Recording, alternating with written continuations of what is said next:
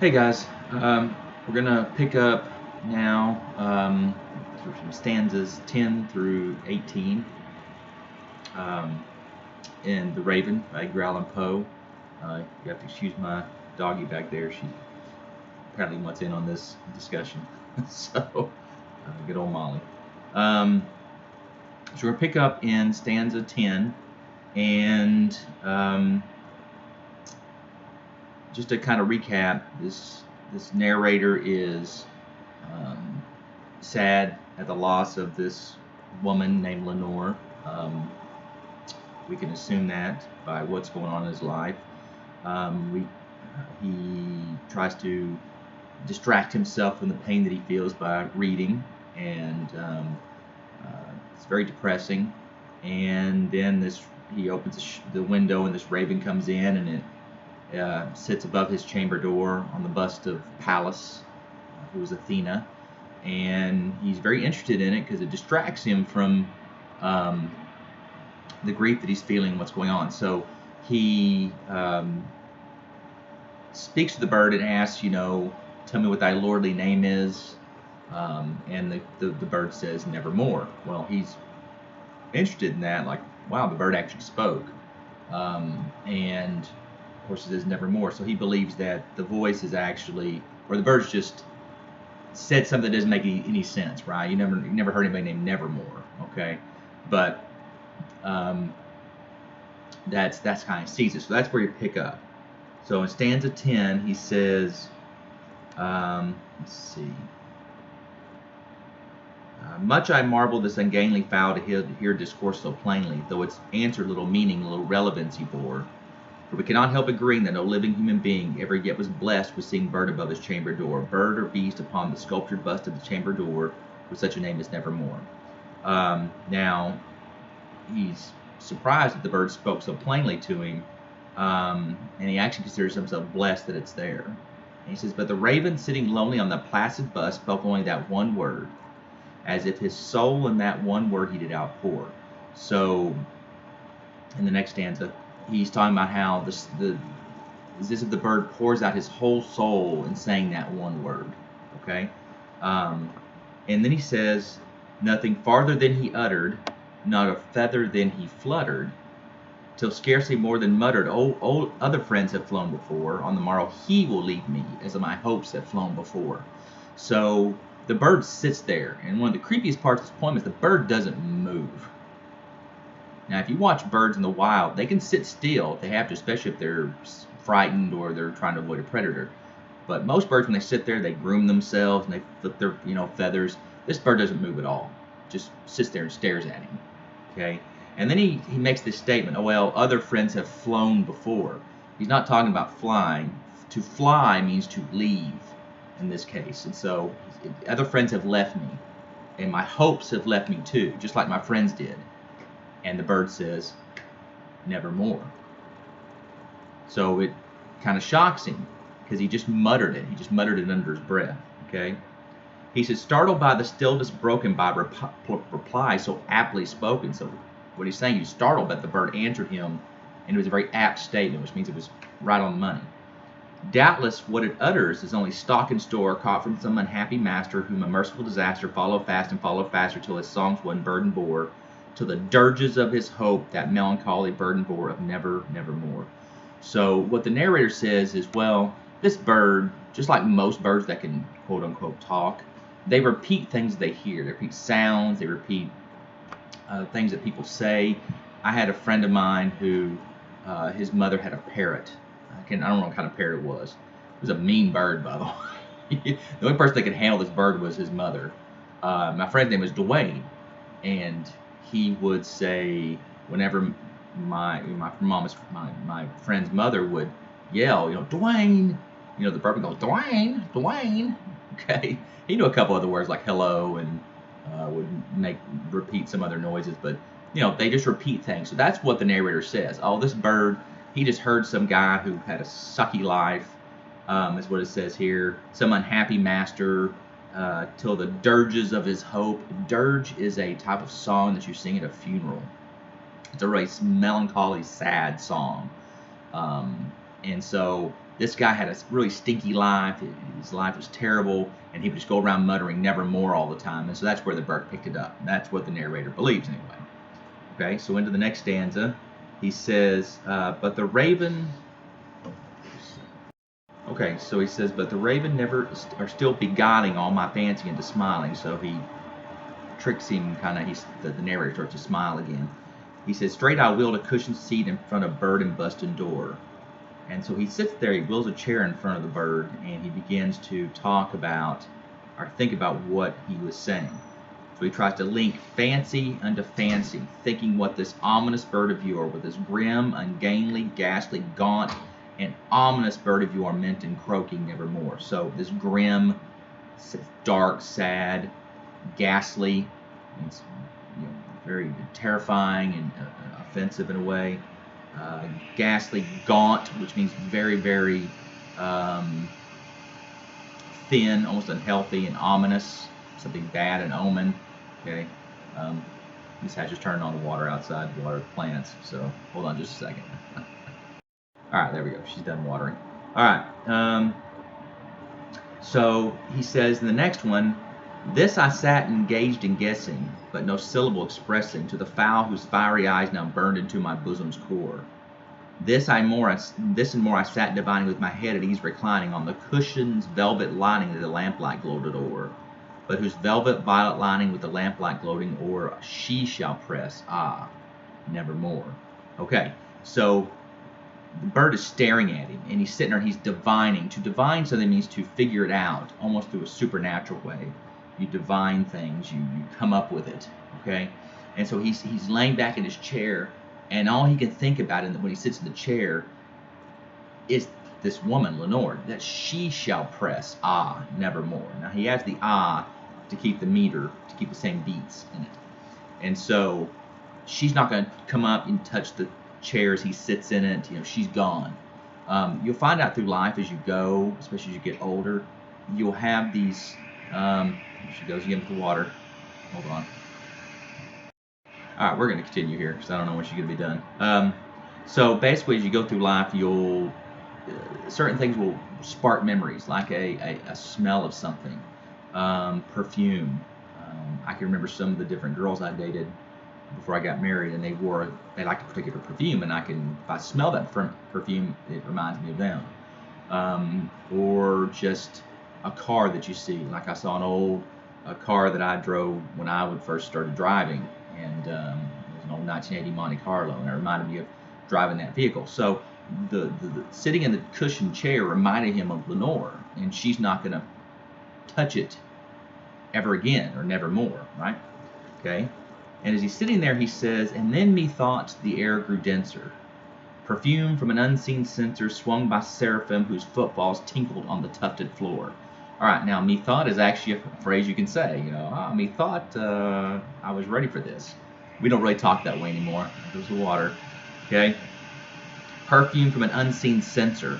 Now, a censer is if you're Catholic or Episcopalian, in some religions, the priest will come down with this little thing. It's like a little bowl, or I don't know how to describe it. Anyways, it's on a metal chain, and they put incense in there, and they swing it, right? Okay, that's a censer, and if you look, it's censer. Now, there's two other types of censer. Censer, like a censer that trips a light or something like that, and then censor, which means to not to blot things out, like censored language. It bleeps the language out. Okay, so we're not talking about those two. We're talking about this thing they swing. So all of a sudden he thinks he smells that. Okay, this censer. Okay, and then he gets angry here, and he says, "Wretch," I cried, "thy God hath lent thee, by these angels he has sent thee, respite and nepenthe from thy memories of Lenore." So he calls him a wretch. He says, "Please help me get rid of these memories I have of Lenore." Respite. A respite is a break, or to relax or break for something. You take a respite, you take some time off, and you don't do whatever you're doing. Okay, nepenthe is a drink that you would drink that actually had some type of properties that would cause you to forget things. So we say, "Respite and nepenthe from thy memories of Lenore." quaff, oh quaff this kind nepenthe and forget this loss of Norse. So to quaff something means you just down it in one drink. Okay, so he's like, give me this drink so I can forget the pain that I feel. And of course, what does the raven say? Nevermore. I got nothing for you. Okay. He says, prophet in the next stanza, said I, thing of evil, prophet, still a bird or devil, whether tempter sent or whether tempest tossed thee here ashore, desolate yet all undaunted on the desert land, enchanted on this home by horror haunted. Tell me, truly I implore, is there balm in Gilead? Tell me, truly I implore. Quoth the raven, nevermore. Okay, so lots of important things in this stanza. Okay, so he calls him a prophet, which predicts, prophets will tell you things that are going to happen, right, or have happened. And so he says, well, if you're a bird or a devil, whether tempt or sent. Now, if you notice in the text, tempter is capitalized. So it's referring to the devil, okay, to Lucifer, Satan, whatever you want to call him. Okay, whether he sent you here, okay, whether you were sent by God or sent by this evil being, okay, on this desert land enchanted, on this home by horror haunted, he says, tell me, is there balm in Gilead? Okay, now balm of Gilead is an actual thing. Balm of Gilead comes from the Holy Land, from Palestine, Israel, that area in the Middle East, and it's mentioned in the Bible. It's this, I don't know how you describe it. It's like a liquid or a salve or like a balm, and it actually has healing properties. It smells really good, has a very strong odor, but it's said to have healing properties to help people. There were a lot of things like that in those days that they would put on their bodies. Okay, but it's also significant and symbolic. The balm of Gilead is symbolic of healing and like a panacea or a cure-all for everything. So when he's asking, is there balm in Gilead? Is there relief for the pain that I feel for the loss of Lenore? Is there? What does the raven say? No. Nevermore. No. I can't help you. There's not any. It's really sad, right? It's really like depressing. That's what makes it really good, because it gets better. Okay? So he says, prophet, thing of evil, prophet, still a bird or devil. He says, by that God we both adore, tell me with it. Now, this is important. Tell the soul with sorrow laden, if within the distant Aidenn it shall clasp a sainted maiden whom the angels name Lenore, clasp a rare and radiant maiden whom the angels name Lenore. Okay, so this is important. He asks, is there any relief? No, I got nothing for you. There's no relief for the pain that you feel. Then he screams at him again and says, tell the soul with sorrow laden. To be laden with something means to be covered, or you're carrying it around. You're, like you have an ox or a mule or a donkey, a burro, laden with stuff, and people would use the animal to carry stuff around. Okay, so with sorrow laden, if within the distant Aidenn. Okay, now Aidenn is another just different spelling for Eden, like the Garden of Eden where Adam and Eve lived. Okay, there's lots of religious imagery and symbols in this particular poem by Poe. So he says, tell me within this Eden, within paradise, I will clasp a Satan maiden whom the angels name Lenore. Will I hold her again? Will I see Lenore again? Will I hold her in my arms and clasp her? No, you won't. Nevermore. At that point, the narrator's had enough of it, and he yells, be that word our sign of parting, bird or fiend. So that be that what you told me, that's you're gone. Okay? He calls it a bird or fiend. A fiend is like a monster. Okay? Get thee back into the tempest in the night's Plutonian shore. So going back to the first part of the stanza, we talked about plutonium from Pluto, the underworld. So get back into hell, basically, is what he tells him. Okay? Leave no black plume as a token of that lie thy soul has spoken. So don't leave any feather around to remind me of the lie you told me, that there's no peace, there's no healing, and I'm never going to see her again. Okay? Leave my loneliness unbroken. Quit the bust above my door. Quit means to get off of it or to leave. Take thy beak from out my heart, and take thy form from off my door. Quit torturing me. Quoth the raven, nevermore. I'm here, buddy. And the raven, never flitting, still is sitting, we're in the last stanza, still is sitting on the pallid bust of Pallas just above my chamber door, and his eyes have all the seeming of a demon's that is dreaming. and the lamplight o'er him streaming throws his shadow on the floor. And my soul from out that shadow which lies floating on the floor shall be lifted nevermore. So he's still there, sitting on this bust of Pallas. And he said, well, this is so sad. I mean, people, lose loved ones, and they can grieve over that. But there's some kind of healing they can receive. Well, for Poe, there wasn't. This was written in 1845. At this point, his wife Virginia had been sick with tuberculosis. Some critics believe that he actually wrote this as a preparation for her death. But Lenore is absolutely Virginia. Now, why didn't he say Virginia? Well, first of all, Virginia has 3 syllables. Lenore only has 2, so sometimes poets will do that because they need a certain number of syllables in each line to keep the meter going. And this poem has a definite beat to it, right? Okay. A key point here is that the raven, as I said earlier in the first video about the first 9 stanzas, the raven is seen as a bad omen, as a sign of bad luck or a bringer of bad news. Now, the interesting thing is that you do a little literary mathematics here. The raven comes in, a bringer of bad news, sits upon the bust of the goddess of wisdom. What does that tell you? To me, symbolically, it tells me that, yeah, I got bad news, buddy, and guess what is the truth? I'm telling you the truth because I'm sitting on the bust of Pallas at the end.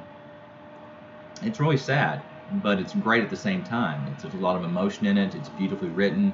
Like I said in the first video, this made Poe an overnight success. Some people don't see it. They're kind of like, but in this day, in 1845, it was huge. People loved it. This is, the equivalent of of some big show on Netflix, that comes on. Everybody's talking about it, Okay, it's the Tiger King of its time, I guess. I don't know.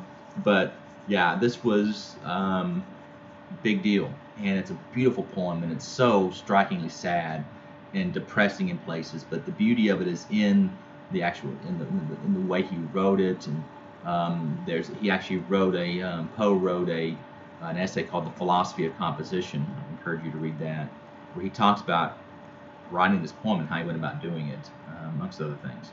But it's a great essay called The Philosophy of Composition. So anyway, that's the Raven by Edgar Allan Poe. Hope you enjoyed it, and we'll see you later.